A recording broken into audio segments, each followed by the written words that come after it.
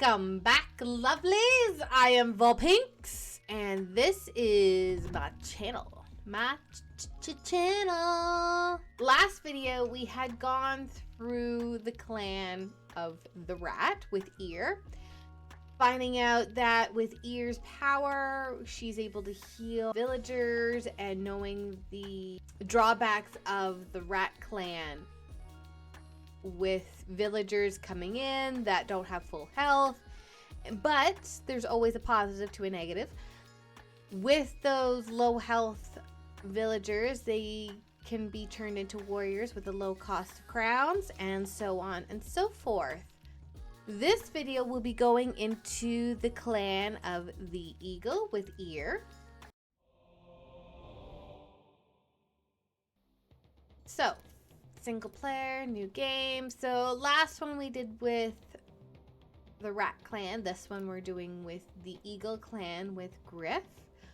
Grif I had experienced before, but I had not experienced the clan itself. Carried by the winds and the agile explorers of Herselfelk, we do not need to occupy a large territory, for they will easily venture outside to gather resources.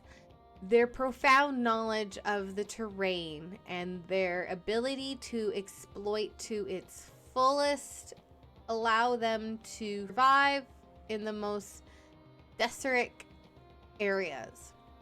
They are led by Grif, the sole survivor of a fallen clan. Ooh, a clan that has been fallen. It's easy to learn, low in development, so it's not a very fast development, high in military and medium in support. Starting bonus, the aviary replaces the scout camp and train falconeers who explore and reveal buried caches on the map over time. Now, in previous videos, not only with Rig Saga, but as we're going through the clans and getting a better idea of each clan, I have seen, as an opponent of Grif's, the falconeers that come through. We have a vague idea of the Eagle clan, but not too much detail of them. You start with one hawk. They turn a cleared zone into a boneyard, providing natural resources from the zone and healing your units. Aviaries require no building slot and increase the maximum number of hawk you can send on a boneyard. You gain no fame for colonizing new zones, so we can't win by colonizing with fame. Nomadic tribe requires 200 fame. Units outside their territory consume 30% less food and firewood. Zones can be upgraded using food. In upgraded zones, houses give +1 population and military buildings give +1 warband. That's good to know. Scavenging requires 500 fame. Ruins, shipwreck, and all special zones can be explored once more to gain additional resources, except the fame. It is possible to reclaim the colonization bonus from a zone that already gave one. Vinopir's feather. Buried caches have a chance to become forbidden caches.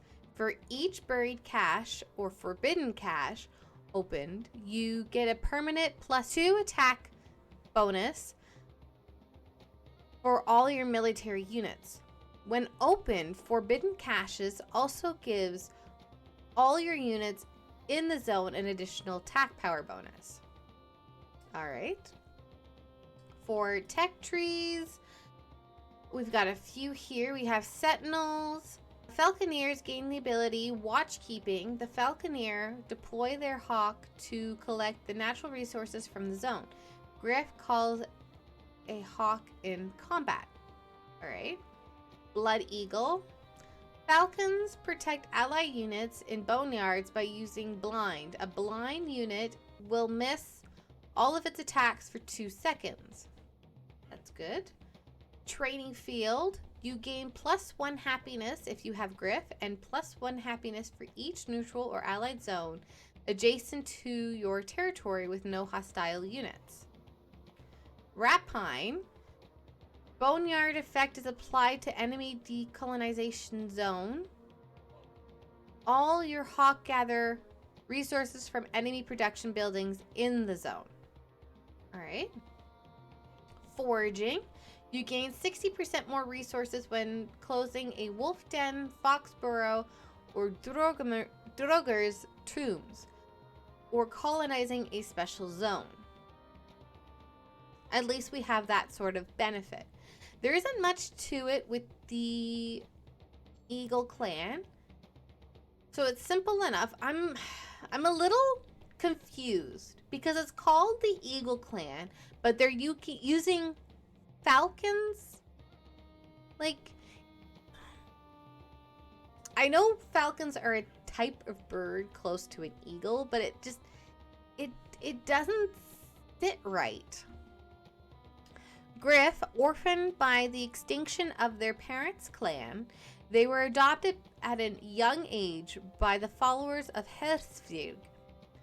This demonstration of adaptability made Grif a perfect leader for this resilient clan. Hawks. Hawks will gather resources on boneyards and assist your sentinels. Aviary. Assign falconeers to explore uncharted territories and reveal buried caches over time. Aviaries increase the maximum number of hawks sent on boneyards. Falconeers. Falconeers can hurt when exploring uncharted lands and reveal buried caches over time. They can open ruins and shipwreck, as well as seal wolf dens and droger tombs even outside their territory. That's good to know. Then you have buried caches. Forbidden caches. When opened, the monsters contained in this cache will be released, and all your units in the zone will receive a plus 10% attack power bonus until they die. Maximum 30. That's good to know. Boneyard. Hunting area for 2 months. Your units in the zone will be healed. For each wild creature you kill, one of your hawks will gather some of the zone natural resources in a loot pouch. We've experienced the loot pouch before. In one of Cross of Vidar chapters, when we had Grif, we were rescuing the prisoners, and as we were rescuing, we were receiving loot pouches with Grif. So we have a sort of idea of the loot pouches. Hawk gathered those resources from a boneyard. Claim them for yourself or let an ally colonize the zone if you feel generous. Makes sense. Yeah, so we haven't experienced much about Ear other than what we had in Cross of Vidar, so we're just gonna go with a random color, small mat, normal, and start.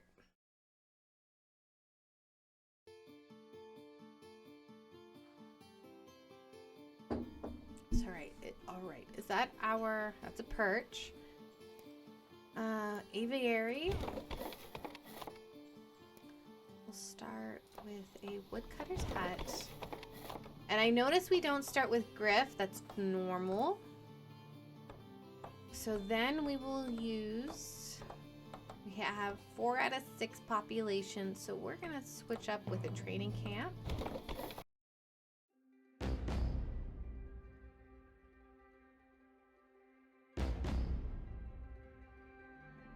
And we have farmland over here. So we will colonize that since it's at the start of the season.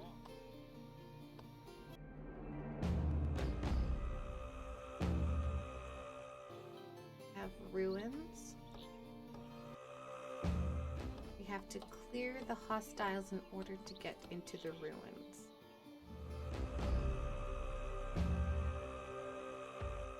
We have more farmland over here. And now that we are out of population, we have 2 hawks.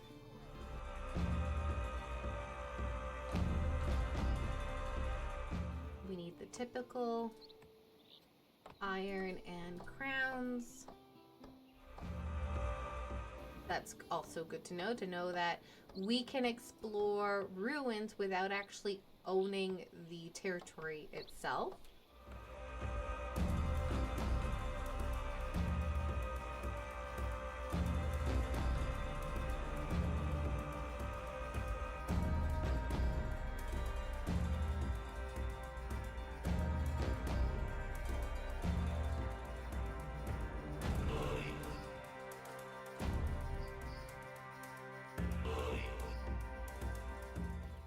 Well, I'm not gonna pick foraging just yet, so I'm gonna go with sharpened axe or sharp axes.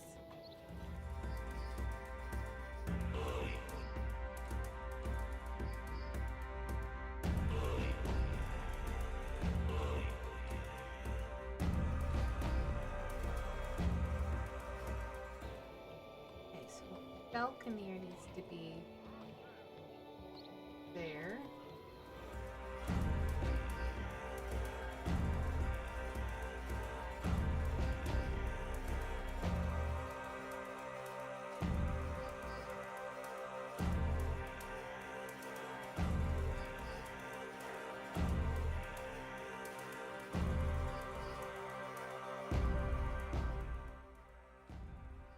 Well, there's no point in bodyguard because you need a Warchief.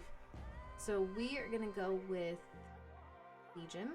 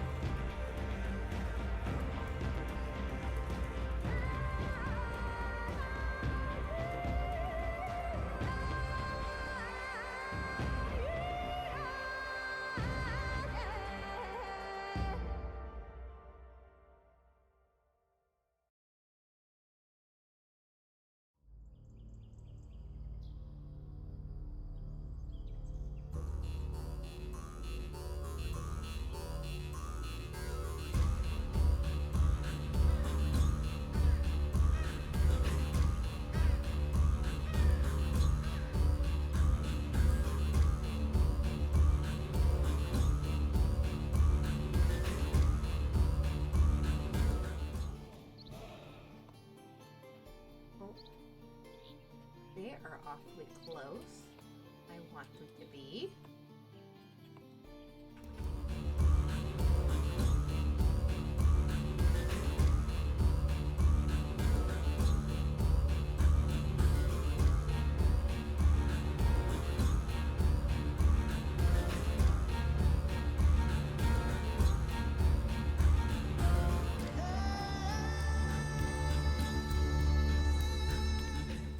Oh, and then we're gonna get Grif.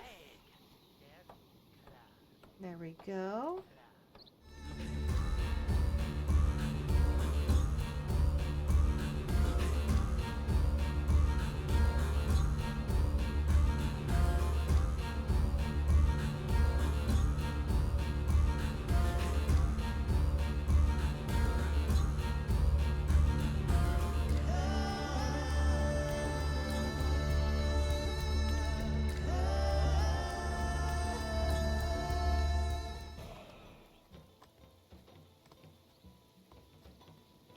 Oh, we have the horse clan.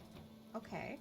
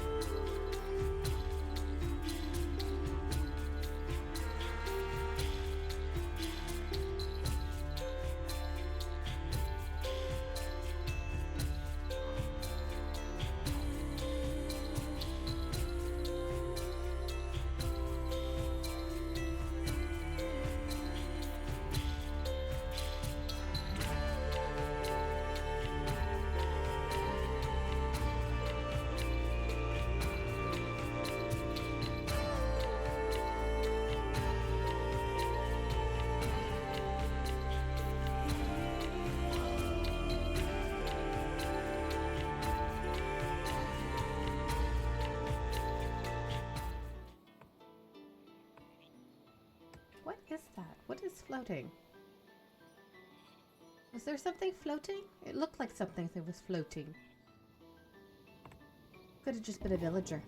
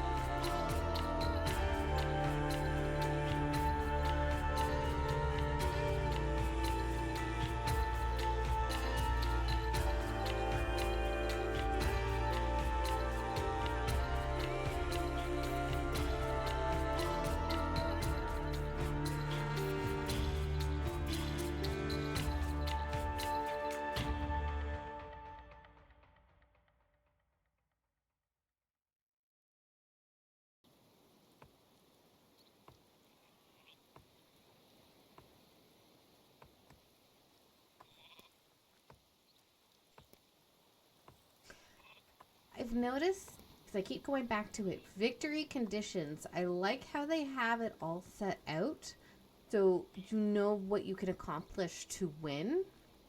I don't know if that was already there, or my mind just blindly did not even look towards it. But it's good to know. Regardless, I am going to win in certain zones anyways. I know I'm not going to win fame, but trade most definitely. But it's a nice little competition to myself, which is nice. There we go.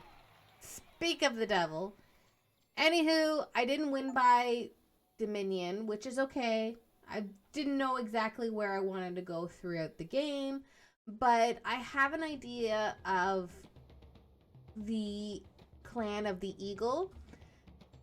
You can always obtain extra resources through the falcons, which is provided.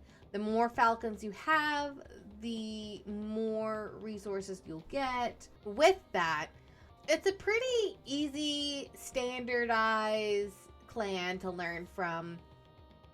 No loss there. Going forward, we will not be touching the Clan of the Lion. We've already experienced that clan in Cross of Vidar plenty of times. We have a basic understanding of how that clan works. However, the Clan of the Stout, we have not. I see here that we have Nomini, Nominam, Nom Nom.